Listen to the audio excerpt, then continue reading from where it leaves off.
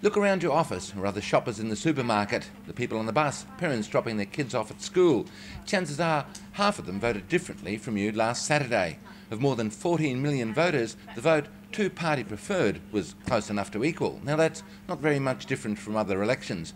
When a state or federal government has a huge working majority in Parliament, the result in most Australian elections is still pretty close to 50-50. Sometimes it's 48-52, but that's still very close.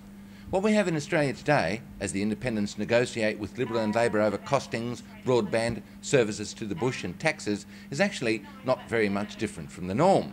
But Australian politics is a winner-take-all system. One party, even if it holds a parliamentary majority with 1 or 2 seats, forms the government, the cabinet, writes the laws, makes the regulations, signs international treaties and imposes its own tax system.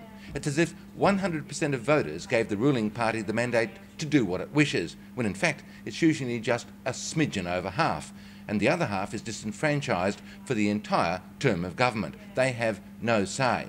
So, cut to today. As long as the independents promise to pass the budget, we have stable, secure government. All the other legislation can be worked out to reflect a balance between Liberal and Labor, a working compromise which gives the opposition at least some say, if not the final say. Meanwhile, News Limited is continuing its pressure on the independents to side with the coalition, despite Tony Abbott refusing to submit his costings to Treasury. He doesn't trust Treasury, he said this morning. If that's the case, we're in for a rocky road should Liberal Joe Hockey sit behind the Treasurer's desk.